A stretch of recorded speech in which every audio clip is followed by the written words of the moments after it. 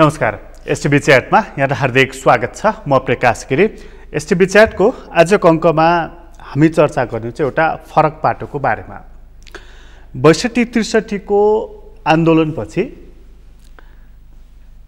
राजतन्त्र गयो, त्यसपछि गणतन्त्र अहिले नेपाल उपभोग गरिराखेको छ र सङ्घीय लोकतान्त्रिक गणतन्त्र यो जुन उपभोग गरिराखेको र यो संविधान 72 सालमा जारी भएपछिको यताको अवस्था, धेरै राजनीतिक पार्टीहरूले भनेका थिए कि अब राजनीतिक आन्दोलन सकियो, आर्थिक समृद्धि नै अब एकमात्र उद्देश्य रहनेछ।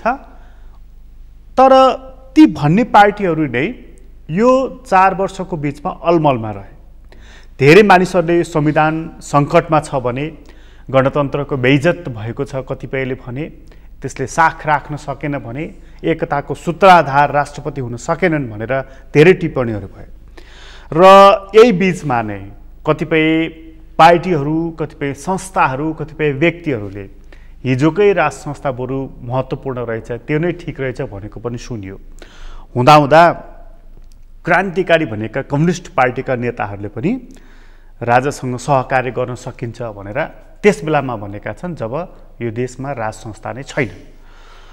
वास्तवमै यो संविधान सङ्कटमा पर्दै गएको र विस्थापित भएको, महाराज पुनस्थापित हुँदै गरेको अवस्था हो त? आजको अङ्कमा चाहिँ हामी यसबारेमा पनि चर्चा गर्नेछौँ र अहिलेको राजनीतिक पार्टीहरूले यो प्रणालीलाई थेग्न सक्ने, धान्न सक्ने, उनीहरूको काँध कति मजबुतको छ त्यहाँ पनि चर्चा गर्नेछौँ। हामीसँग कुराकानीको लागि यति बेला स्टुडियोमा वरिष्ठ अधिवक्ता बालकृष्ण नेउपाने हुनुहुन्छ र उहाँहरूले भर्खर एउटा दल पनि गठन गर्नुभएको छ। तपाईँलाई स्वागत छ। नमस्कार, धन्यवाद। तपाईँको दलबाटै सुरुवात गरौँ, दलको नामबाट सुरुवात गरौँ त। अब हाम्रो दलको नाम नेपालका लागि नेपाली पार्टी। यो चाहिँ यसको अर्थ के छ भने अहिलेसम्म हामी नेपाली पनि विदेशका लागि भयौँ। युवा भयो, केही खाडीको कल्पना गर्छ, केही अमेरिकाको कल्पना गर्छ, केही बेलायतको कल्पना गर्छ। अनि युवा भयो, बेलायतको लाउरेको कल्पना गर्छ, भारतको लाउरेको कल्पना गर्छ। नेता पनि विदेशीको काम मात्रै गर्छन्, नेपालको काम गर्ने मान्छे भएनन्। नेपाली नेपालका लागि सोचेनन्। पहिले नेपाली नेपालका लागि हुनुपर्छ। ठुल्ठुला चाहिँ रङ्गशाला नेपालीले गएर बनाउन सक्छ, कोरिया विकास गर्न सक्छ, जापानमा गएर चाहिँ उद्योगमा काम गर्न सक्छ। हाम्रो देश किन विकास गर्न सक्दैन? अमेरिका गएर नेपाली तपाईँको ठुल्ठुला आइटीका काम गरेर ठुलो चाहिँ तपाईँको क्षमता देखाउन सक्छ। हामी किन देखाउन सक्दैनौँ? मजदुरी गर्नु र योजना बनाउनु, कार्यान्वयन गर्नु फरक कुरा हो नि? होइन, त्यो मजदुरी गर्ने अवस्था कसले सिर्जना? तपाईँको पार्टी, तपाईँले पार्टी गठन गर्ने, त्यसमा एउटा साधारण सदस्य म पनि भएर साधारण सदस्य हुनु भनेको ठुलो कुरा भएन। त्यो पार्टी गठन गर्ने सोच आउनु, पार्टीको लक्ष्य निर्धारण गर्नु र त्यसलाई चलाउनु अर्को कुरा भयो नि त, होइन? कतारमा गएर मजदुरी गर्नु त एउटा कुरा भयो नि त। त्यो उसले त देखेको छ निजीको रङ्गशाला बनाएर म कहाँबाट लाभ लिन्छु भनेर। हामी कहाँ त्यस्तो सोच भएको को छ र? होइन, हामीहरूले त्यही सोच भन्यौँ। हामीहरूले के भन्यौँ भने संसारमा नेपालीले बेलायतको रक्षा गर्न सकू, भारतको रक्षा गर्न सकू, कोरियामा चाहिँ विकास गर्न सकू, मलेसियामा गएर उद्योग चलाउन सकू, नेपालमा किन सक्दैन? त्यसैले तपाईँहरूले नेपालका लागि नेपाली पहिले नेपालका लागि हुनु पऱ्यो। हामी त अहिले के भन्यौँ भने भाडाको सिपाही भन्छ नि, लाउरे, भाडाको टट्टु, भाडाका टट्टु भयौँ। हाम्रो देश हामी किन बनाउन सक्दैनौँ? के कम छ हाम्रो देशमा? यो अलि इमोसनल कुरा हो, होइन, यथार्थ हो। कसैले त गरिदिनै पर्यो नि। यो सयौँ वर्षदेखि हामी भन्दैछौँ हाम्रो देश हामी किन बनाउन सक्दैनौँ, हामीसँग सबै रिसोर्सेस हो। तर मान्छे नक्कली फेला पऱ्यो नि त, सक्कली मान्छे फेला परे। के भयो त भन्नुहोस् त? सरकारको योजना वैदेशिक रोजगार विभाग छ, तपाईँहरू चाहिँ नेपालका उद्योग कलकारखाना बेचिन्छ। अहिले तपाईँहरूले जुन पार्टी गठन गर्नुभएको छ नि, यो पार्टी गठन गरेर चाहिँ यो देश बनाउँछु भन्ने सोचका साथ आउनुभयो कि यसको फरक उद्देश्य? होइन, एउटा पहिलो त जो अन्तिम नेपाली जनता र राजनीतिक पार्टीको अन्तिम लक्ष्य देश बनाउने। तर पहिले देश बनाउनुभन्दा अगाडि नेपाल राख्नु पऱ्यो। यो देश रह्यो भने न बनाउने। सिक्किम गयो, अब कहाँ बनाउने? अफगानिस्तानको हालत देख्नुभयो, 2.5 लाख मान्छे मरे। र हामीहरूले राजाको कुरो गऱ्यौँ। किन गऱ्यौँ त? यो देश सिङ्गापुर बनाइदिएको भए नेपालले, सबले रोजगारी पाएका भए, शिक्षा स्वास्थ्य निःशुल्क भएको भए हामी पनि त्यो नेताको फोटो राख्थ्यौँ। नेपालको लागि नेपाली भनेर पार्टी गठन गर्नुभयो, अनि तपाईँहरूको उद्देश्य चाहिँ राजा ल्याउने रहेछ? होइन, राजा मात्रै होइन। पहिलो राजा ल्याउने, हामीलाई शङ्का के भयो भने राजा हटेपछि सिक्किम गयो, राजा हटेपछि अफगानिस्तानमा अकालमा मान्छेको ज्यान गयो। हाम्रो पनि त्यही अवस्था त होइन र यतिले मात्रै देश विकास हुँदैन। हामीहरूले के भन्यौँ भने राजै नभएको देश अमेरिका चाहिँ कसरी बन्नु त? होइन, यस्तो छ, संसारमा गणतन्त्र पनि चलेका छन्, राज संस्थावाला देश पनि चलेका छन्, तर हाम्रो भू राजनीतिक अवस्थाको कारणले यहाँ भन्नुहोस् न, ल गणतन्त्र चलेको भए 46 साल यता, 62-63 साल यता केही राम्रो कुरो भयो त? भू राजनीति किन जोड्नु भयो? भू राजनीति किन जोड्यो भने भारत र चिनको बिचमा मित्रता छैन। नेपालका पार्टी नेपालमुखी छैनन् कि भारतमुखी छन् कि चिनमुखी छन्? तपाईँहरू पनि होइन, मेजर पार्टी भन्दैछु हामी बाहेक। अहिलेको सरकारवाला यो सिस्टमवाला भनौँ न, हामी सिस्टम बाहिरका मान्छे। र भारतवाला सरकार आयो, चिनले के भन्छ भने ल दिल्ली काठमाडौँ आइपुग्यो, अब मेरो तिब्बतलाई खतरा छ, खुट्टा तान्छ। त्यसपछि फेरि चिनवाला आउँछ, भारत के भन्छ, पेकिङ काठमाडौँ आइपुग्यो, अब मेरो दिल्लीलाई खतरा छ, खुट्टा तान। जसको परिणाम 12-13 वर्षमा 12-13 सरकार फेरि हो। 2/3 सरकार टिकेन, पार्टी टिकेनन्। यो समस्याको समाधान कुन कारणले गर्छ? होइन, भू राजनीतिलाई अझै क्लियर गरौँ। तपाईँले भू राजनीति जोड्नु, भू राजनीति मैले यो राजा आउनु जानुमा भू राजनीतिको के सम्बन्ध? यस्तो छ, के छ भने राजा भयो भने चाहिँ चिनले पनि भारतले पनि योभन्दा बढी मेरो अहित गर्दैन। यो देशभक्त हो, यो देश रहन्छ, देश राख्ने उद्देश्य छ। र पहिले भन्नुहोस् न, राजा हुँदा चिनले नेपाललाई 45-50 पछाडि परराष्ट्र नीतिमा राखेर छ, अहिले 1-2 नम्बरमा राखेको छ। भारतको चासो, चिनको चासो राजा हटेपछि गए बढो। अब के भयो भने यहाँ नेता राष्ट्रपति होस्, प्रधानमन्त्री होस्, चुनाव लड्दा कि भारतको झन्डा बोक्नुपर्छ कि चिनको झन्डा बोक्नुपर्छ? राजा कसैको पनि झन्डा बोक्दैन, ऊ चुनावमा पनि जाँदैन। त्यसैले भारतले पनि भर गर्छ, चिनले पनि भर गर्छ र यो देशमा स्थायित्व हुन्छ। 2/3 सरकार स्थायित्व भएपछि अब के मागिरह्यो यसमा संसदीय प्रणालीमा? यसमा चिनलाई के मतलब कि नेपालमा कुन प्रणाली राजा हुन् या नहुन्? होइन, के देख्छ भने राजा हुन् न, उसको सबभन्दा ठुलो समस्या तिब्बत। पश्चिमा गतिविधि बढाएर मेरो तिब्बतलाई खतरा भयो भन्ने चिनको सरोकार। भारतको सरोकार यहाँ पश्चिमी गतिविधि बढाएर, ISI को गतिविधि बढाएर, भारतमा नक्कली नोटका पाकिस्तानबाट आएर यहाँबाट तस्करी गरेर मेरो इकोनोमीलाई सिद्ध्याइदेऊ। यी दुईटै देश अहिले नेपालबाट असुरक्षा महसुस गरिरहेको छ। भारत पनि चिन पनि। त्यो सुरक्षा महसुस चाहिँ हिजो भन्नुहोस् त 35 वर्ष किन चल्यो? यो असुरक्षा महसुस भएकोले भारत पनि चिन पनि दुईटै राजा ल्याउन अब त्यस बाटोमा गए। किन गए भन्दाखेरि चाहन्छन् भन्ने तपाईँलाई लाग्छ? होइन, विश्लेषणबाट पनि, जस्तो भारतको भन्नुहोस् न, भारतका मान्छेका भनाइ, भारतका मान्छेको यहाँ भ्रमण गर्दा, यहाँ चाहिँ तपाईँको आइजिपी नियुक्ति गर्दा भारतको राजदूतलाई सोध्नुपर्ने त तपाईँको काङ्ग्रेसका नेता गृहमन्त्रीले कुरा चाहिँ तपाईँको राजदूतले लेखे। चिनका राजदूतको सक्रियता, यी भन्नुहोस् न, चाइनिज खालको पार्टी सरकारमा आयो, चिनका राजदूतको रतौरी चल्छ। भारतवाला सरकार चाहिँ पार्टी सरकारमा आयो, भारतवाला भारतका राजदूतको रतौली चल्छ। नेपालको रतौली है। अहिले रञ्जित रेले लेखेको किताबले के भन्छ?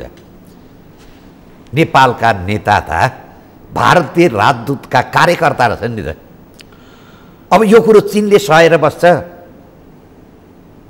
त्यसैले यो असन्तुलनका लागि, सन्तुलन बनाउनका लागि या एउटा इलेक्सनमा नजाने, भारतको पनि झन्डा बोक्नु नपर्ने, चिनको पनि झन्डा बोक्नु नपर्ने, भारतका राजदूतका बासमा पनि जानु नपर्ने र चीनको राजदूतावासमा पनि जानु नपर्ने यहाँको स्थायी शक्ति भएन भने जे हालत चाहिँ तपाईँको सिक्किमको भयो, जे हालत अफगानिस्तानको भयो, अफगानिस्तानीले मात्रै दुःख पाएन, अमेरिकाले पनि दुःख पायो, कतिजना मरे।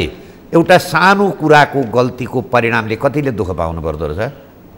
यी दुई राष्ट्र त्यसपछि नेपालमा राष्ट्र संस्था ल्याउनको लागि अहिले सक्रिय छन्। उदाहरणको रूपमा के हो भने यी नेपालका कम्युनिस्ट जस्तो रोहित, तपाईँको मोहन वैद्य, तपाईँको उसमा के अरे विप्लव, यी तिनटैको दृष्टिकोण के आयो भने अब देश सिद्धिने भयो, देश सिक्किम हुने भयो, देश अफगानिस्तान हुने भयो, अब नेपालमा राजा रहेर देश राख्न सकिन्छ भने हामी राजासँग मिल्छौँ। विप्लव किन जोड्नुभयो यसमा? विप्लवलाई हाम्रै वरिष्ठ उपाध्यक्ष सुरेन्द्र भण्डारी, उहाँले एमसिसीको विरोधमा टुनी खेलमा गरेको कार्यक्रममा उहाँले पृथ्वीनारायण शाहको फोटो उपहार दिनुभयो विप्लवलाई। कार्यकर्ता जम्मै सभा सुनिराखेका मान्छे छन् नि, जम्मैले ताली बजाएर स्वागत गरे। अब भोलि शुक्रबार 12 बजे यी अघि मैले नाम लिएका पार्टी संयुक्त र नेपालका लागि नेपालीको संयुक्त एमसिसीको विरोध र अहिले समसामयिक विषयमा भोलि माइतीघर मण्डलामा हामीहरूले संयुक्त सभा गर्दैछौँ।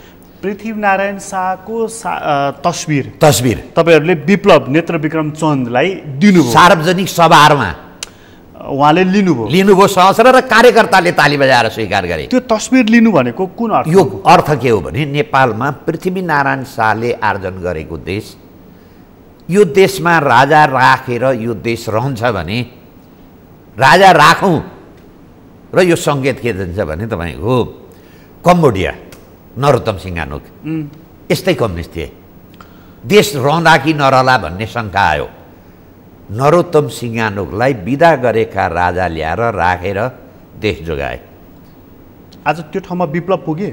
नेपालका यी सत्तामा गए बाहेक भारतका एजेन्टका कम्युनिस्ट बाहेक अरू पुगे। यो अहिले नेपालका कम्युनिस्ट नेताहरू तपाईँले 3 जनाको नाम लिनुभयो नि, मोहन वैद्य, नारायणमान बिजुक्से, रोहित र नेत्रविक्रम चन्द, विप्लव। यी 3 जना बोलेको भनेको चाहिँ कसको बोली बोलेको? अब पहिलो त यो नेपाली जनताको भावना बोलेको र यसको पछाडि मित्र राष्ट्रको सल्लाह पनि हुनसक्छ र हामीहरूले उहाँलाई के कन्भिन्स गऱ्यौँ भने चीनमा, म अलिकति भन्छु, चीनमा माओ सेतुङ चेङ्काई सेकसँग युद्ध लड्दै थिए कम्युनिस्ट पार्टीका लागि। चेङ्काई सेक जापानसित युद्ध लड्दै थिए, सायद यो अफिम युद्ध हो। अनि माओ सेतुङ र चेङ्काई सेकको बिचमा के सहमति भयो भने पहिले हामी जापान जितौँ युद्ध, यो चाहिँ चीन जितौँ, जापानलाई पराजित गरौँ भनेर माओ सेतुङका लाल सेना 50,000 च्याङ्गाई सेकलाई दिए। च्याङ्गाई सेक र माओ सेतुङ मिलेर कोरिया के अरे जापानसँगको युद्ध चीनले जित्यो।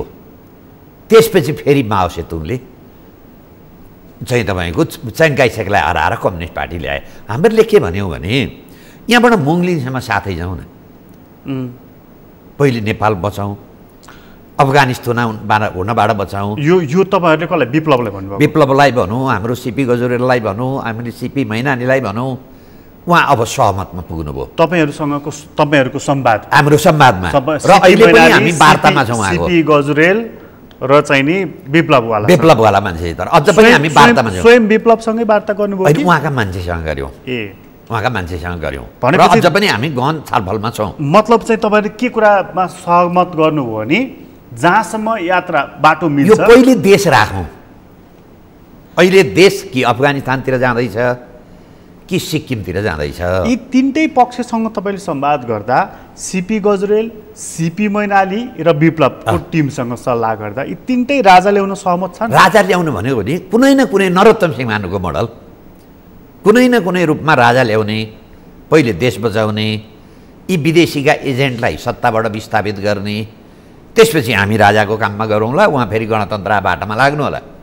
तर हाम्रो उहाँसित कुरा निष्कर्षमा नभनौँ। यो फेरि होइन, राजा र फेरि गणतन्त्रको काम मेल हुन्छ? मेल हुनसक्छ नि, त मेरो भनाइ के हो भने देश राखौँ सम्बन्ध, त्यसपछि उहाँ गणतन्त्रको लाइनमा जानु होला, जनताले पत्याउला नि त। तपाईहरुको हामी राजाको कुरा गरौँला। तपाईहरुको राजाको लाइन छ फेरि राजा हामी त राजाको कुरो भन्छौँ। राजा उहाँहरु त हो। अब त्यतिखेर उहाँले गणतन्त्रवादी यो भन्नु न, कम्बोडियामा नरोत्तम सिंहानुको कुरो छोड्यो नि त्यहाँ कम्युनिस्टले। यदि कम्युनिस्ट देशभक्त हुन् भने देश बचाउनु पर्यो नि, देशभक्त भने।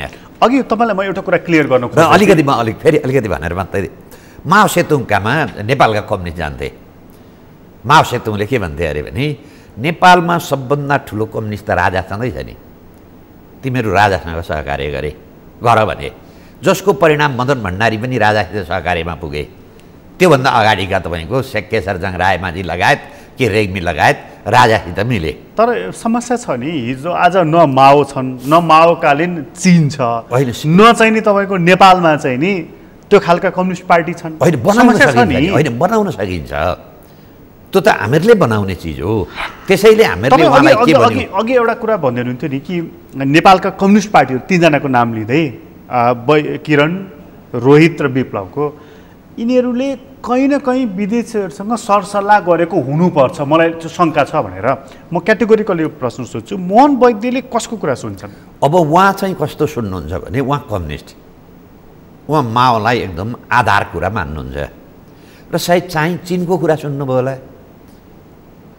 चिनको सल्लाह सुन्नुभयो होला। जसरी माओ सेतुङले तपाईँको मदन भण्डारीलाई सल्लाह दिए, रोहितले कसको कुरा सुन्छ? रोहितले पनि कुनै चाहिँ तपाईँको त्यही चिनकै अथवा चाहिँ कोरियाको कुरा सुन्नुभयो होला। उनी त जुछे र चाइनिजमा कति टाढा छ? कोरियन, उत्तर कोरिया त्यो टाढा त छैन, त्यो त नजिकैको हो। त्यसैले यो काम तपाईँको विप्लवले उहाँका कार्यकर्ताको कुरा सुनेको हुनसक्छ, हाम्रा कुरा सुनेको हुनसक्छ र उहाँले इतिहास पढेको हुनसक्छ। तर के भनिन्छ भने चाहिँ जस्तो चाहिँ माओको नाम लिएर नेपालमा माओवादी पार्टीहरू खुले, यसमै चीन चाहिँ बढ्ता नाखुस थियो। हो, यी माओ होइनन्, यी रा हुन्। अब यी चाहिँ राओबाट छुटे, यी नेपालका 12 बुँदे दिल्ली सम्झौतामा सही गर्ने मान्छे, त्यसको समर्थन गर्ने मान्छे माओ होइनन्, यी जय हिन्दूवाला हुन्। अब बल्ल इन्डियाको कुरा सुन्ने, इन्डियाको कुरा सुन्ने जस्तो विचारधारा चाहिँ माओ होइन। अझ जस्तो भन्नुहोस् न तपाईँ, 12 बुँदे दिल्ली सम्झौता हुँदा सीपी गजुरेल, मोहन वैद्य लगायतका 20-30 जना मान्छेलाई भारतले किन थुन्यो? त्यो अहिले चर्चा के आइरहेको छ भने 12 बुँदे दिल्ली सम्झौता गर्नलाई यी बाहिर बसे भने सम्झौता गर्न दिँदैनन्। प्रचण्डको सक्रियतामा उनीहरूले नै आरोप लगाइरहेका छन् हामीहरूलाई भारतले थुन्यो। तर तिनै प्रचण्ड होइन राजासँग वार्ता गर्नको लागि चाहिँ नि सक्रियतापूर्वक भूमिका खेलेका, र तिनै मोहन वैद्य होइन नि यी राजावादी भयो प्रचण्ड हो। अब तर समस्या कस्तो हुन्छ भने अब प्रचण्ड त यी विदेशीले बनाएका नेता, यी जे पनि गर्न तयार छन्। हिजो मलाई पनि जानकारी छ, राजासँग यिनीहरूको पावर सेयरिङमा मिलेन अनि यी भारततिर गए। पावर सेयरिङ भने मतलब? पावर सेयरिङ भनेको भोलि सत्तामा आइसकेपछि राजाले कति पावर एक्सर्साइज गर्ने, प्रचण्डले कति एक्सर्साइज गर्ने भन्दा त्यतिखेर प्रचण्डले तिमीलाई त अधिकारविहीन बनाउँछु भनेपछि उनी राजा मानेनन्।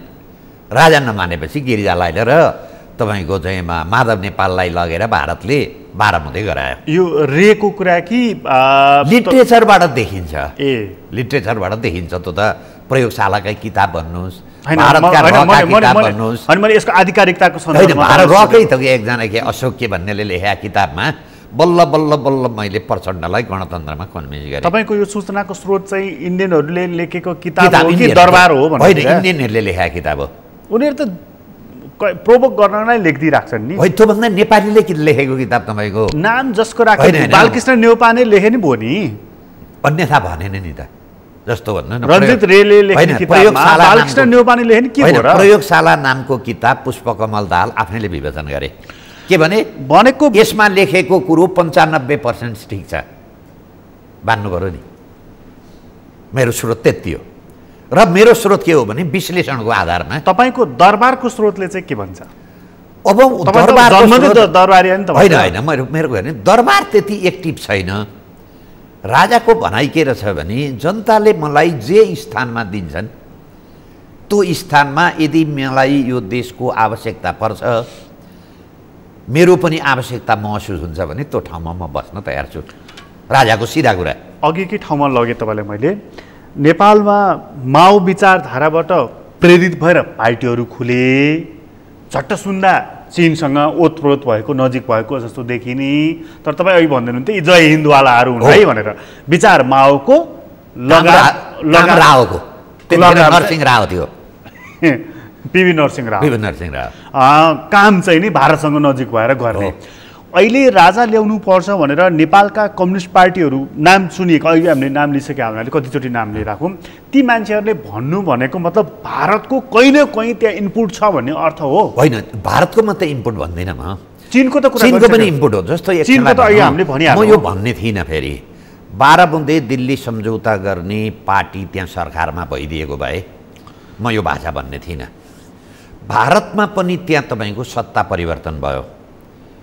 अल्ट्रा चाहिँ तपाईँको चाहिँ नेसनलिस्ट त्यहाँ पार्टी छ, अल्ट्रा लेफ्ट छ, के अरे हिन्दू धर्मवाला छ।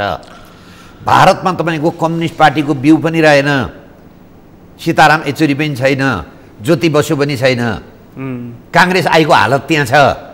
यता भारतका तपाईँको ज्योति बसु र त्यसपछि सीताराम येचुरी र काङ्ग्रेस आईका चाहिँ अवैध पुत्र न हुन् यी 12 बुँदेवाला। भारतमा त्यो नै बाँकी नरहेपछि यो त्यो आधार बाँकी नरहेपछि यी कसरी बाँकी रहन्छन्? टुरा भए यिनीहरूलाई पनि थाहा छ। अब माई बाप कसलाई माने त? बाँकी केही पनि र त्यो लुट्नेमा लागेका छन् 1 नम्बर गियर लाएर। भनेपछि हिजो उग्र क्रान्तिकारी भएकाहरूले आज राजा चाहियो भन्नु देशका लागि, देशभक्त यदि हुन् भने त्यो भनेको पनि आफ्नो माथि छत नरहेपछि चाहिँ नि अनि त्यहाँबाट लौ भइगयो महाराजै ठिक छ होइन। त्यो भन्दा पनि यिनीहरूको समस्या के भने आखिर पढेको त चाइनिज लिटरेचर पढे होइन, तर हिजो बाबुराम भट्टराईलाई भारतीय दलाल, पुष्पकमल दाहाल प्रचण्डलाई दरबारिया भन्ने पनि त मोहन वैद्य नै होला। त्यो गलत सूचनाको आधारमा भनेको हुनसक्छ। आज उनले राजासँग सहकार्य गरौँ भने मतलब उनी कसरी क्रान्तिकारी भयो त? होइन, एकछिनलाई मान्छे झुकिन सक्छ नि। प्रचण्डले झुटो यदि त्यो हो भने 12 बुँदे गर्दा वैद्यलाई किन थुनो, सिपी गजुरेलाई किन थुनो? यी त असल रहेछ नि, प्रचण्डले झुकिएको रहेछ नि। तपाईँलाई लाग्छ कि यो जुन कम्युनिस्ट पार्टीहरूले अहिले जुन कुरा बोलिरहेका छन्, अहिले पनि उग्र क्रान्तिकारी कम्युनिस्ट भन्यो भने मोहन वैद्य, नेत्रविक्रम चन्द, रोहित यिनकै नाम आउँछ, किनभने गणतन्त्र होइन जनगणतन्त्र भन्दैछन् यी तिनटै। अनि उनीहरूले फेरि राजासँग सहकार्य राजासँग सहकार्यको के हो भने देशको स्वार्थ हो। मेरो पनि सहकार्य उनीहरूको स्वार्थ चाहिँ के त? यिनीहरूको स्वार्थ पहिले देश रह्यो। एकछिनलाई मानौँ न, देश रहेन, मजदुर किसान पार्टी रहन्छ, मोहन वैद्यको पार्टी रहन्छ, विप्लवको पार्टी रहन्छ, हाम्रो नेपालका लागि नेपाली पार्टी रहन्छ। हामी पनि राजालाई विकल्प भन्दैन, कमल थापा जस्तो भन्दैनौँ हामी। हामीहरूले के भन्यौँ भने राजा राख्दा यो देश बच्छ भने। होइन, तर यो कस्तो परस्पर विरोधी कुरा भयो भने विष रहेन भने त सर्पको भ्यालु नै रहन्न नि। तिम्रो विष निकालिदिन्छु भन्दा सर्पले हस हजुर भने जस्तो भयो क्या।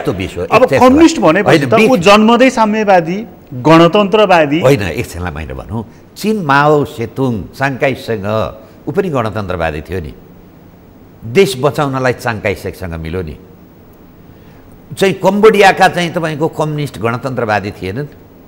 प्रश्न सिद्धान्तको हो कि देशको?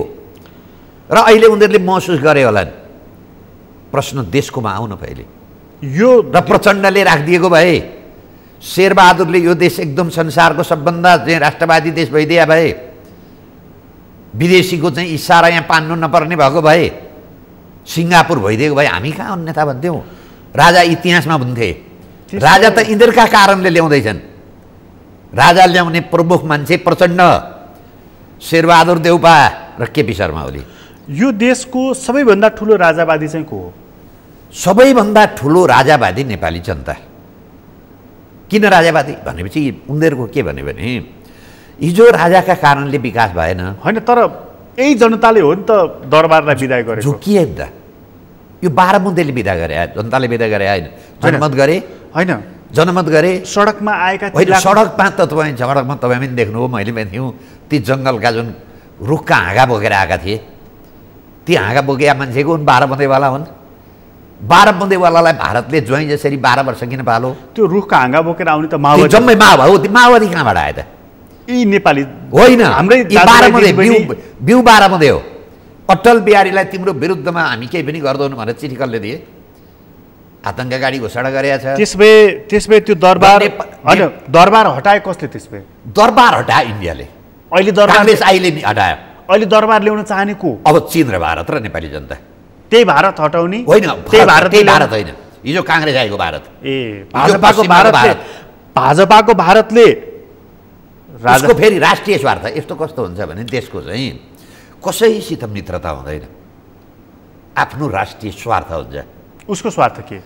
भारतको स्वार्थ के भने नेपालबाट उसले असुरक्षा महसुस गरौँ। हामी कहाँ चाहिँ परम्परागत चस्माको लेन्स लगाएका कम्युनिस्टहरू के भन्छन् भने भारतको मूल स्वार्थ भनेको नेपाललाई खप्लक्क निल्ने हो। निल्ने काम त प्रचण्डबाट भयो नि त। किन? उनीहरूको योजना किन के थियो? अहिले पनि प्रचण्ड भन्दैछन् अर्को आन्दोलन गर्छु, सायद भारतको एक आगो होला त्यहाँ, सिक्किम बनाइदिन्छु भने खै सिक्किम बनाएको हो। कि त सिक्किम बनाउन र माओवादी देखाएर राजाबाट भुटानको प्रस्तावमा लाने, जुन बङ्गलादेशमा भयो, अनि त्यहाँबाट राजाले भुटान मान्न भने नेता देखाएर लेन्डु दोर्जेको जस्तो सिक्किम बनाउने। प्रचण्डलाई भन्दै हुनुहुन्छ? भन्दैछु, खुलमखुला भने मैले। उनी त्यो हदसम्म जान सक्छन् र जाने भए त हिजै अरू अझै जाने बाटामा छन्। यिनको अहिले पनि मेरो 12 मुद्दे कार्यान्वयन गर्छु भन्छ। त्यसो त म कट्टर राजावादी हुँ भन्नेहरू पनि देखिए नि, नक्कलीको आँख लगाएका। कस्तो हुन्छ भने त्यो त तपाईँले कमल थापाईलाई सङ्केत गर्नुभयो। त्यो हुन्छ, समाजमा चोर पनि हुन्छन्, फटा पनि हुन्छन्, ठग पनि हुन्छ, तर इमान्दार पनि त छन् नि। जम्मैलाई चोरको नजरले देख्नुभयो, जम्मैलाई ठगको नजर देख्नुभयो भने त इमान्दारलाई अन्याय पर्दैन? छानिँदै जान्छ नि त। अहिले छानिँदैछ। तपाईँ खाँटी राजावादी कि कमल थापा? त्यो जनताले निर्णय गर्ने। ऊ चाहिँ हिजो राजावादी पदका लागि कट्टर राजावादी, बिपीलाई एयरपोर्टमा उत्रिन नदिने राजावादी, अहिले चाहिँ बिपीसँगको पार्टीसँग मिलेर सत्ता खाने राजावादी। हिजो आन्दोलनको बेलामा प्रचण्डको इता मुठीबढ भन्ने मान्छे, अनि प्रचण्डको सत्ता आइसकेपछि प्रचण्डसँग मिलेर जाहिर खाने, पद खाने मान्छे। उनको देशभक्ति र हाम्रो देशभक्तिमा फरक छ। महाकाली सन्धि बेच्दा कमल थापालाई पोलो गिरिजाले, त्यस्ता पनि अरू धेरै राष्ट्रवादी छन्। यो देशमा बारम्बार नागरिकता बाँडेर सिक्किम बनाउँदाखेरि कोही नेता र पार्टीलाई पोलो, हामीहरूलाई पोलो। यो देशमा प्रधानमन्त्री र मन्त्री कानुनभन्दा माथि हुनुपर्छ भनेर कानुन आउँदा कसैलाई पोलो, हामीहरूलाई पोलो। ललिता निवासमा बाबुराम भट्टराई र माधव नेपाललाई मुद्दा लाग्दैन भन्ने निर्णय अख्तियारले गर्दा कुनै पार्टी र कुनै नेताले बोलो, हामीहरूले बोल्यौँ। तपाईँ अदालत जानुभयो त? अदालत जाउँ, निर्णय बस निर्णय हेर्दै जाउँ। अब के देखिन्छ भने यो प्रणाली त असफल भइसक्यो। त्यो तपाईँ एकै सेकेन्ड, त्यो के तपाईँले जुन मुद्दा हाल्नु भएको छ नि 25 गते फैसला हुँदैछ? कार्तिक 15 गते। कार्तिक 15 गते। तर नेपालमा जम्मै प्रणाली असफल भइसक्यो। अपेक्षा के गर्नु भएको छ? यो दुईटा अपेक्षा गरेको छु। एकछिनलाई नेता अथवा मन्त्री परिषद कानुनभन्दा माथि हो, मन्त्री परिषदले गरेका जम्मै निर्णय चाहिँ यो नीतिगत निर्णय भनौँ भने अदालतले त्यही दिनबाट यो संविधान सिद्धियो। यो रिट खारिज भयो भने पनि संविधान सिद्धिन्छ। यो रिट जारी भएर मन्त्री परिषदका जम्मै निर्णय नीतिगत होइनन्, सरकारी सम्पत्ति दिएको कुरा, यो त भ्रष्टाचारजन्य कुरा हो। अख्तियारले अनुसन्धान गर्नुपर्छ भनौँ भने नेता सिद्धिन्छन्। तपाईँको जिकिर चाहिँ बाबुराम र माधव नेपालले त्यतिलाई मात्रै होइन, कैफियत गरे। मन्त्री परिषदका जम्मै निर्णय नीतिगत निर्णय होइन, त्यो पनि 53/6/8मा सर्वोच्च अदालतका 5 जना न्यायाधीशले। त्यो कैफियत छ, यिनीहरू जेल जान लायक हुन् भन्ने तपाईँ अनुसन्धान गर्ने। भोलि मुद्दा चल्दाखेरि अनुसन्धान हुँदा अदालतमा मुद्दा चल्दा सफाइ पाउन सक्छन्। तर ब्ल्याङ्केटबाट यो अदालतको विषय भएको हुनाले म त्यतै छोड्न चाहेँ। तपाईँ त्यो मुद्दा लिएर गएको हुनाले मात्रै प्रसङ्गवश सोधेको। मैले यतै फर्केर आउँदाखेरि चाहिँ नि तपाईँ अलि आशावादी देखेँ मैले आज कि राजा फर्कने भए भनेर। यो देशमा राजालाई यो देश चाहिएको कि यो देशलाई राजा चाहियो? अब जनतालाई यो देशलाई राजा चाहियो, राजालाई चाहिएन। यिनी आएनन् भने अर्को खोजेर ल्याउँला। यो राजा आऊ देश बचाऊ भने चाहिँ किन? त्यो चाहिँ केही मान्छे त्यो पनि छन्। हामी राजा समस्या समाधान भन्दैनौँ न, हामी के भन्छौँ भने अफगानिस्तानमा जनताले राजा झुक्किएर विदा नगरेको भए 2.5 लाख मान्छे अफगानी जनताको ज्यान जाँदैन थियो। ज्यान बचाउनलाई उड्दै गरेको प्लेनको चक्का समाएर भाग्नु पर्दैन थियो। हिजो अफगानिस्तानमा राजा नहटाएको भए ट्विन टावर जाँदैन थियो।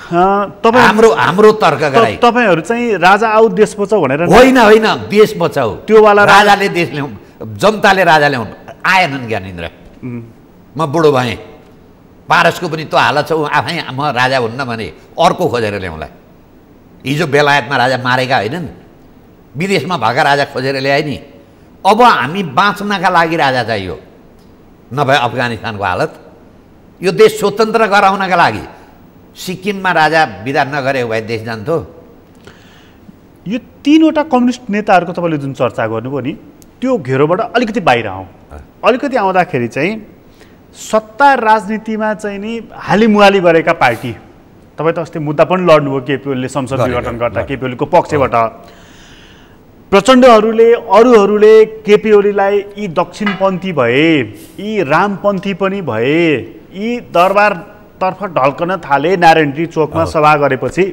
यो कुरा भने नि होइन तपाईँले त्यो मुद्दा लड्ने क्रममा त पक्कै पनि उहाँसँग छलफल संवाद पक्कै भयो होला नि भन्छु म उहाँ साँच्चै यो संविधानलाई उल्टाउने दरबार फर्काएर ल्याउने बाटोमा हिँडेकै मान्छे हो अब यो कस्तो हो भने यिनी 12 मुद्दे दिल्ली सम्झौताको र यो संविधानमा भएका त्रुटिको कोर्स करेक्सनमा थिए केपी ओली कोर्स करेक्सनमा हुँदा हामीहरूले भने जति हुँदैन त होला आफै कि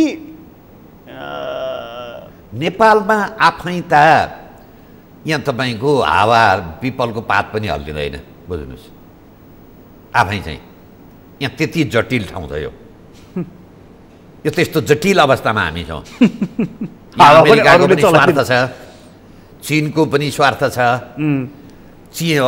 अमेरिका के अरे भारतको पनि स्वार्थ छ यो स्वार्थको टकराव हो यो देश र यो देश यही कारणले बचिरहेको छ फेरि अच्छा भनेको उनी कोर्स करेक्सनको बाटोमा थिए तर कति करेक्सन भन्ने हामी पनि के भन्नेमा थियौँ भने यहाँबाट मोङलिनसम्म सँगै जाउँ न त मोङलिनबाट तिम्रो बाटो लाग्यो होला त्यो संवाद यति संवाद भएपछि तपाईँले त्यो मुद्दा लिएर संसद विघटनको पक्षमा पेशागत कुरा थियो त्यो चाहिँ पेशागत कुरो थियो हामीहरूले त्यो मुद्दा किन लड्यौँ भने संसदीय व्यवस्था भन्ने चुनावमा जान नदिने चुनावमा गएको भए यो व्यवस्था अलिकति रहन्थ्यो गलत नेता छानिन्थे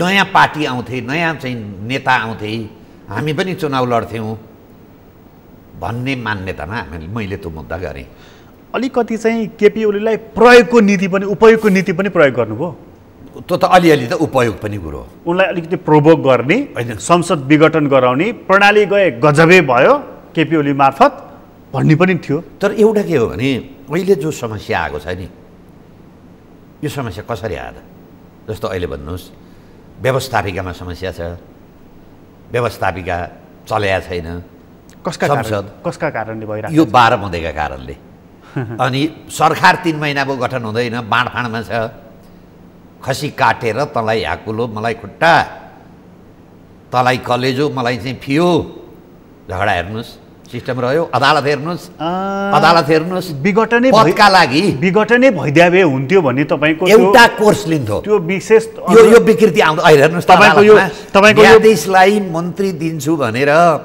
फैसला भयो होला सार्वजनिकमा त आयो होला र त्यो र एउटा कुरो के छ भने दैनिक त्यो कालोकोट लाएर त्यही कोर्टमा सालमा हामीहरूले प्रजातन्त्र ल्याइदिए बापत कोसी बुझायौँ 17 सालमा काङ्ग्रेस जिते बापत हामीहरूले गण्डक बुझायौँ 45-46 सालको आन्दोलन गरिदिए बापत हामीहरूले महाकाली बुझायौँ 51 सालमा एमाले आइदिए बापत हामीहरूले के हो भने महाकाली बुझायौँ नेपालका नेता सत्ताका लागि जे पनि दिन तयार छन् यो कुरो नदिएका होलान् भन्न म सक्दिनँ यदि यो कुरो दिएको हो भने त्यो वचन पुरा गर्नुपर्छ तर समस्या के बनायो यही पुनर्बहालीको संविधानले यो व्यवस्था अदालतको फैसलाले व्यवस्था सिद्ध्याउँछ विश्वास रह्यो भन्नुहोस् त हेर्नुहोस् त हरेक राज्यका हरेक निकायमा झगडा छ होइन कुनै निकाय फङ्सनमा छैन त्यो बुझेँ मैले कसैलाई विश्वास छैन होइन तर कालो कोट लगाएर श्रीमान भन्दै बहस गर्ने तपाईँहरू होइन भने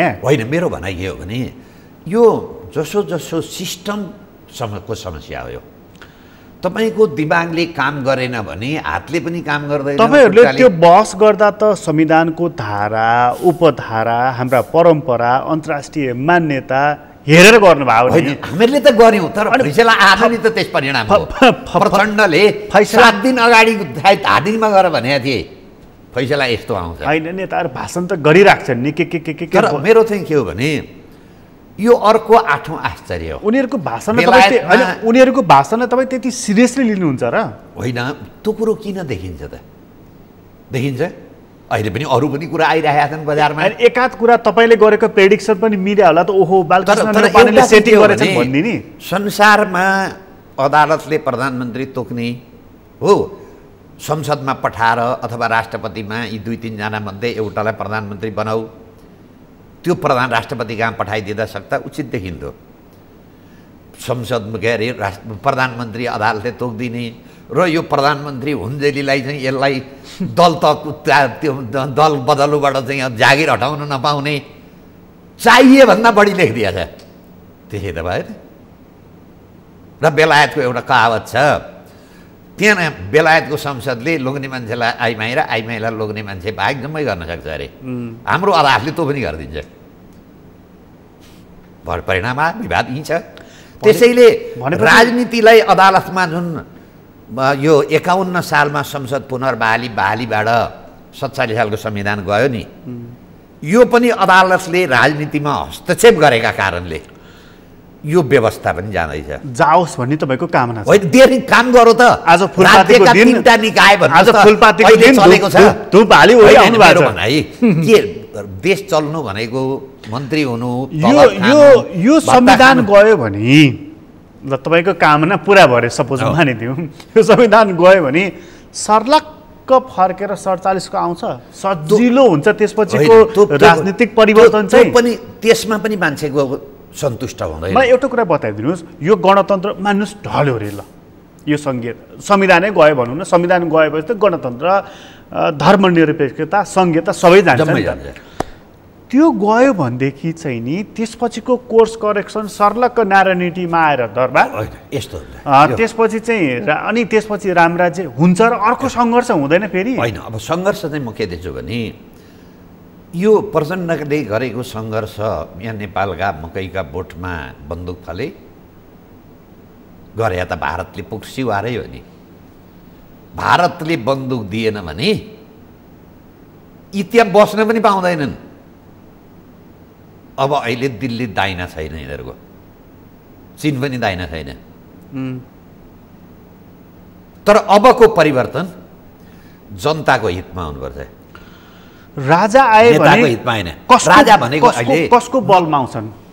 जनताका बलमा। यो अलिकति एब्स्ट्र्याक्ट कुरा हो। होइन, यिनीहरूको बलमा। यो प्र्याक्टिकली कुरा गरौँ न। भन्नु नेपाली जनताको बलमा जस्तो यिनीहरूले असफल बनाए। होइन, ब्याकअप कसको चाहियो? गणतन्त्रको असफलता त यी दुईटा छिमेकी राष्ट्रहरूको सम्मति बिना खास ठुलो राजनीतिक प्रणाली परिवर्तन हुने सम्भावना छ र नेपालमा? त्यो अघिदेखि मैले त्यही भन्दैछु त। यी दुईटा यिनीहरूसित असन्तुष्ट छन्, उनीहरूको राष्ट्रिय स्वार्थमा धक्का लागेको छ, त्यसकारण दरबार फर्कन्छ भन्ने तपाईँको मूल्याङ्कन? कम्प्रोमाइज क्यान्डिडेट भएर। तर त्यसको अर्थ पञ्चायत जस्तो राजा होइन है, सक्रिय होइन। 80-59 को जस्तो होइन, त्यो पनि होइन। संसदको निर्णय मान्ने संवैधानिक, त्यसपछि नागरिक सरकार, त्यसपछि नागरिक आयोग, अबको संरचना प्रत्यक्ष निर्वाचित प्रधानमन्त्री, 100 देखि 120 संसद, 11 जना मन्त्री, पञ्चायतकालदेखि अहिलेसम्मको राजनीतिक र उच्च ओहदाका मान्छेको सम्पत्ति छानबिन, त्यसबाट आएको पैसा गरिबी निवारणमा लगानी। पञ्चायतदेखि भन्नुभयो 17 सालदेखि गरौँ, किन नगर्ने? भ्रष्टाचार गर्न पाइन्छ? जनतालाई जनता ट्याब्लेट खान पाएको छैन सिटामलको, खरमौका पैसा लगानी गर्ने। अहिले आएको छ नि विदेशमा हाम्रा व्यापारीका, जुन प्रचण्डका नजिक, केपी शर्मा ओलीका नजिक, शेरबहादुरका नजिक, के गरे यो देशलाई? यी जति उद्योग बेचेका छन् नि, एक एकको हिसाब किताब हुन्छ। अहिलेसम्म औषधि उपचारका नामको पैसा छ नि। यसमा चाहिँ निर्णायक शक्ति भनेको फेरि पनि नेपाली जनता र नेपालका स्थापित पार्टीहरू चाहिँ नेपाली कङ्ग्रेस, नेकपा, एमाले, माओवादी, मधेसवादी, यी जुन स्थापित पार्टी होइन, यी भ्रष्टाचारी पार्टी भन्नुहोस्। नै तपाईँ त्यसरी आरोप लाउन सक्नुहुन्छ, तर छन् नि त पत्याएका पार्टी तिनै छन्, चुनाव हुँदा जिती तिनै रहन्छन्। हिजो झुक्क्याए त सिङ्गापुर बनाउँछु भने 70-75 वर्षदेखि रहेका पार्टी तिनै हुन् नि। अस्ति बर्खामा उम्रेका च्याउ होइन यिनीहरू। बुढो भैँसी भएपछि यो 70 वर्ष बुढो भैँसी मेरो दुध दिन्छ भन्ने कि त्यसलाई बिदा गर्ने? रुख पनि बुढो भएपछि काटेर बेच्नुपर्छ, यिनीहरू नयाँ रुख रोप्नुपर्छ। यिनीहरूले जबसम्म रिथिङ्क गर्दैनन् नि कोर्स करेक्सनको, अघि तपाईँले केपी ओलीको जुन कुरा गर्दै हुनुहुन्थ्यो नि, काङ्ग्रेस र माओवादीले पनि होइन चाहिने नै रहेछ। जब त्यो तब त कहाँ परिवर्तन हुन्छ? त्यसभित्र छ, काङ्ग्रेसभित्र ठुलो जमात छ हिन्दू धर्म र राजावाला, टोटल आउँदैनन्, ब्रेक भएर आउँछ। एमाले भित्र ठुलो जमात छ, माओवादीभित्र छ, त्यो बाहेक त अरू एक ठाउँमा हुने। भनेपछि हिजो 10 वर्ष राजा फालौँ भनेर युद्ध भयो, अबका 10 वर्ष चाहिँ राजा चाहियो भनेर होइन। त्यति लामो समय बडा यो त सङ्क्रमणमा यो देश जाने हो। गर्ने के त राम्रो गरिदिएको, अघि मैले भने नि। अनि फेरि त्यो राजा आए सपोज मानिनु भनेदेखि फेरि अर्कोले सुरु गर्दा गणतन्त्र भनेर सुरु गर्छ। गणतन्त्र बन्दुकले दिन्छ, गणतन्त्र होइन जनगणतन्त्र भनेर सुरु गर्छ। त भन्न पाइन्छ, तर अशान्तिको बाटो चाहिँ जान पाइँदैन। यो अशान्तिको कसले गयो? उतैवालाले गरे। अशान्तिको बाटो जान्न पाइन्न भने त हिजो पनि थियो नि, बन्दुक बोकेर 10 वर्ष युद्धै भयो। तर संरक्षण कसले गर्यो त? भारतले गर्यो। त्यो त लिटरेचरले देखाउँछ। यो मेजर पोलिटिकल पार्टीमा कोर्स करेक्सनको बाटो चाहिँ सबैभन्दा पहिला समात्ने कसबाट देख्नुहुन्छ? जम्मै पार्टीमा छ नै। लिड कसले गर्छ? काङ्ग्रेसभित्रमा ठुलो सङ्ख्या छ। अब अधिवेशनमा देखिन्छ। अब पर्सि जुन चुनाव हुँदैछ, चुनावबाट देखिन्छ। स्थानीय चुनाव छ, त्यसपछि प्रदेश र सङ्घको चुनाव गराएर समस्या समाधान हुन्छ र? त्यो चुनावमा प्रणाली, त्यो चुनावमा हिन्दू धर्मको कुरा, राजाको कुरा, गणतन्त्रको कुरा, यो मुद्दा लिएर को जान देख्नुहुन्छ तपाईँ? जान्छन् धेरै मान्छे, हेर्दै जानुहोस् न। र म के भन्छु भने मेजर पार्टीको कुरा गर्दैछु भने इँटाको बनाउने साँचो बाङ्गो छ भने जसले इँटा बनाए पनि इँटा बाङ्गै निस्किन्छ। यो संविधान रूपी, यो व्यवस्था रूपी सिस्टम खराब छ भने यहाँ जोसुकै प्रधानमन्त्री आओस्, ठोरीमा जन्मेको राम आयो भने पनि शेरबहादुरभन्दा बढी भ्रष्ट हुन्छ। म गएँ भने पनि त्यही हुन्छु। पहिली प्रणाली फेरौँ, इँटा बनाउने साँचो फेरौँ। यो संविधान चाहिँ नेपाललाई सिक्किम बनाउने, नेपाललाई अफगानिस्तान बनाउने साँचो। हिजो राजतन्त्र कालखण्डमा पनि त भ्रष्टाचार त थियो नि। सूर्यबहादुर थापाको भाषण त मैले के भनिराख्नु पर्ला, तपाईँ सम्झनुहुन्छ नि, भूमिगत गिरह भनेर त उनी भन्थे त। तर भ्रष्टाचार थियो पञ्चायतमा, मैले इन्कार गरिनँ। किन कारवाही गरेनन्? अब हामी भन्छौँ पञ्चायत कालदेखि कसको तागत दरबारको वरिपरिका मान्छेलाई कारवाही गर्ने? जनताले गर्छन् नि त। किन हिजो दरबार थिएन नि त? ल 62-63 सालपछि दरबार गयो नि, यिनीहरूले कारवाही गरे। त्यही दरबारको सिके नि त हो। यिनीहरू के का लागि आएर लुट्नका लागि आएका रहेछन्। झगडा के रहेछ? राजा भएको कारणले हामीहरूलाई भ्रष्टाचार गर्न दिएनन्। आज राष्ट्रपतिको ठाउँमा राजा ल्याएर राखिदिने भने तिनका नाउँमा चाहिँ नि, अनि हामी चाहिँ बन्ने भनेर चाहिँ त्यो होइन, प्रणालीदेखि नै फेर्नुपर्छ। जरैदेखि फेर्नुपर्छ। हिजोको स्वरूप होइन होइन होइन, पुरै आमूल परिवर्तन, अग्रगमन भन्छ नि, उन्नत लोकतन्त्र। ब्याक हुने होइन, तर ब्याक हुँदाखेरि पुराना केही चिज पनि तपाईँले सघाउनुपर्छ क्या। हामी चाहिँ त्यो मान्यता मान्छौँ र हामी देशभरि हिँड्यौँ। जनता परिवर्तनको सङ्घारमा छन्। यो कोरोना नभइसके भए बिदा हुन्थ्यो। तपाईँहरूलाई चाहिँ राजा ल्याउनु पर्छ भनेर पछाडिबाट ब्याकअप दिने चाहिँ कुन? नेपाली जनता। हामीसँग कुनै विदेशी शक्ति पछाडि छैनन्। अरू सबैका पछाडि त रहेछ नि एउटा न एउटा। होइन, हामीसित पनि कुरो भइराखेको छ, तर हामी विदेशी शक्तिको ब्याकमा छैनौँ। तपाईँहरू चाहिँ सल्लाह त हुनसक्छ जम्मै। कोसँग चाहिँ निकट हुनुहुन्छ? पश्चिमासँग, होइन होइन, दक्षिणासँग, हाम्रो चाहिँ तर्क गराइ के भने उत्तरीसँग कि हामी छिमेकी भूत भए पनि भूत चाहिँ काम लाग्छ छिमेकी। हामी नेपाल, भारत र चीन एक भएर अबको चाहिँ तपाईँको शक्तिशाली मुलुक यो दक्षिण एसिया हुनुपर्छ। यस्ता पाकिस्तान पनि ल्याउनुपर्छ र नेपालको भूमिबाट भारतलाई पनि असर गर्नु हुँदैन। त्यसो भए नेपालमा राज संस्था फिर्ता गर्नको लागि तपाईँहरू सिपी मैनाली, सिपी गजुरेल, मोहन वैद्य, विप्लव योसँग सहकारी गर्नुहुन्छ? गर्छौँ, कुरो हुँदैछ। भोलि भन्ने तपाईँहरूले माइती गठबन्धनमा त्यो त अलग विषय, संयुक्त कार्यक्रम त्यो अलग विषयमा भयो। त्यसमा त सबै होइन, बस्दै गएपछि नै मायापृथ्वी बढ्छ।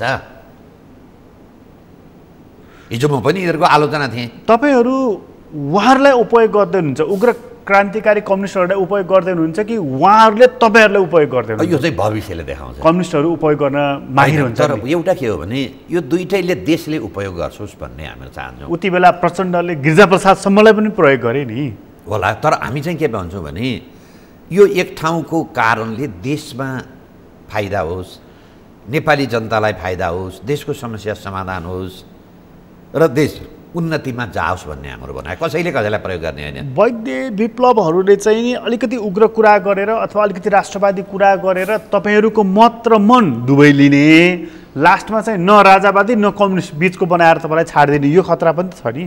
अब त्यो पनि हामी सचेत छौँ। त्यो कुरामा हामी पनि पुरै ब्ल्याङ्केट, हामी पनि के हो भने आँखा पट्टी लाएर उहाँहरूको पछाडि गएको छैन। तर जति कुरो गऱ्यौँ उहाँहरूको पनि जीवनको उत्तरार्धमा हुनुहुन्छ र मान्छे अलिकति उत्तरार्धमा पुगेपछि चाहिँ अलि बढी इमान्दार हुन्छ। तर उहाँहरू त्यो भौतिकवादी हो, तपाईँहरू त्यो भ्रमण नपर्नु। अब हेरौँ न त, हिजो माओ सेतुङ परिवर्तन 60 वर्ष क्रस गरेपछि चाहिँ बिहानदेखि बेलुकासम्म चाहिँ नि ओम नमः शिवाय अथवा चाहिँ नि नारायणवाला पार्टी होइन नि उहाँहरू। हेरौँ न त। तर के हो भने यो राजनीति भनेको स्थायी शत्रु पनि हुँदैन, स्थायी मित्र पनि हुँदैन र अरू चाहिँ आफ्नो स्वार्थका लागि गर्छन्। हामी चाहिँ देशका स्वार्थका लागि गर्छौँ। अहिलेसम्मको तपाईँहरूको पार्टीको र व्यक्तिगत रूपमा तपाईँ व्यक्तिले पनि त एउटा व्यक्तिको पनि महत्त्वपूर्ण रोल हुन्छ नि, त्यसबाट चाहिँ नि विस्थापित भएको राज संस्था फर्किन्छ भन्नेमा प्रतिशतमा कुरा गर्दाखेरि चाहिँ कति? यो कस्तो देखियो भने हरेक 10-11 वर्षमा नेपालमा परिवर्तन भयो। 7 सालदेखि हेर्नुहोस्। अब यो 62-63 साल पछाडि पनि 10-11 वर्षमा परिवर्तन हुन्थ्यो। कोरोना आयो, नाकाबन्दी आयो, भुइँचालो आयो, परिवर्तन अलिक रोकियो। अब परिवर्तनको सङ्घारमा छ। अझ कोरोना अझ पुरा नियन्त्रण भइसकेको छैन। यो अब हेरौँ न त यो परिस्थिति।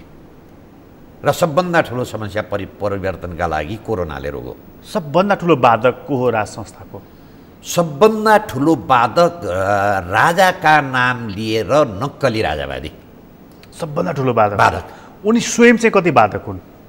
अब उहाँको पनि एउटा जनता सायद अब उहाँको केही कुरा आउला, हामीले त्यो अपेक्षा गरेका छौँ। र उहाँको पनि एउटा कस्तो हो भने यो बिँड तातेर भन्दा पनि तात्के तात्नुपर्छ। तर उहाँ अब तात्के तात्न खोज्दैछ कि देश उहाँको पनि हो नि। भोलि अफगानिस्तान भयो भने 2.5 लाख भित्रमा भोलि राजाका राजपरिवारका मान्छे पनि पर्न सक्छ नि। त्यो शासन सत्ता र त्यो श्रीपेच राजालाई चाहियो कि तपाईँहरूलाई राजा चाहियो? देशका लागि चाहियो। हाम्रो एउटै मात्रै बनाइयो भने उहाँहरूले सिङ्गापुर बनाइदिए भए। यदि उहाँहरूलाई देशप्रतिको माया थियो अथवा चाहिँ नि भन्नुहोस् न चाहिँ होइन एउटा वंश परम्पराको नि कुरा हो, त्यो चाहिन्छ, यत्र मानिसहरू कराइरहेका छन् आऊ भनेर त एउटा सक्रियता देखिन्थ्यो होला नि, अथवा एउटा वक्तव्य नै देखिन्थ्यो होला नि। प्रजातन्त्र दिवसमा एउटा वक्तव्य, बडा दसैँमा एउटा वक्तव्य बाहेक दोस्रो वक्तव्य त आउँदैन। अब अपेक्षा गर्ने एउटा कस्तो छ भने अब जब उहाँलाई आवश्यकता छैन भने तपाईँ राजा चाहियो, राजा चाहियो, यो कसलाई सुनाउँदै सडकमा हिँडिराख्नु भएको छ? भन्नुहोस् न, एउटा केटाले बिहे गर्छ कि भनेर तपाईँले छोरी दिन खोज्नुभयो, त्यसले बिहे गरेन भने अर्की कसैलाई छोरी त दिनै पर्यो नि, बिहे गर्नु पऱ्यो नि। उहाँलाई इच्छा छैन, विकल्प निस्केला नि त। देशको त विकल्प होइन होला नि त। हामी राजा के का लागि भने हो भने अफगानिस्तान हुन र सिक्किम हुन बच्नका लागि। ए राजा ज्ञानेन्द्र प्रतिनिधि होइन, देशको मोह, उहाँको मोह। उहाँ आए ठिकै छ, नआए अर्को विकल्प खोज्नुला। तर हामी चाहिँ त्यसो गर्दाखेरि फेरि सुरुबहादुर थापाकोमै पुगेँ म। अब राजा भने चाहिँ नानी राजा हुन्छन्, बाबु राजा हुन्छन्, अरू त हुँदैनन् भनेर। यो कस्तो छ भने टुल भन्छ नि कम्प्युटरमा, तपाईँले कुनै काम गर्दा कुनै चाहियो भने एउटा चिज है टुल आउँछ। हामीले यो देश बचाउनका लागि टुलका रूपमा प्रयोग गरे। हिजो नरोत्तम सिंहानुले कम्बोडिया बचाउन पनि राजालाई टुलको रूपमा प्रयोग गरे। हिजो माओ सेतुङले जापानसँगको युद्धमा च्याङ्काई सेकसँग आफ्ना लाल सेना दिएको पनि देश बचाउनलाई प्रयोग गरे। हिजो कमल थापा र यी जस्ता राजावादी राजै यो सम्मै भन्ने होइन, हामी देशका लागि राजा चाहियो। यिनीहरूले सिङ्गापुर बनाइदिएको भए मै यिनीहरूको फोटो राख्थेँ, तर अगुल्टाले हिर्काएको कुकुर बिजुली चम्किँदा तर्सिन्छ। हामी किन तर्स्यौँ भने दुईटा देशमा उल्टाले हिर्कायो नि, हामी बिजुली चम्किँदा यो पनि अउल्टै हो कि। र राजा हटेर उन्नत भएको देश मलाई एउटा देखाइदिनुहोस् त, इराक। जहाँ जहाँ छ तपाईँको समस्या होला नि दरबारमा राजाका, कारबाही गरौँ, भ्रष्टाचारमा छानबिन गरौँ, कानुनी दायरामा ल्याउँ, त्यसमा मेरो आपत्ति होइन। तर देश रहेन भने के हुन्छ? अहिले त देश रहने कि नरहनेमा छ नि। हामीहरूले देशको मायाका लागि, ज्यानको मायाका लागि डाक्टरमा जानु पऱ्यो नि।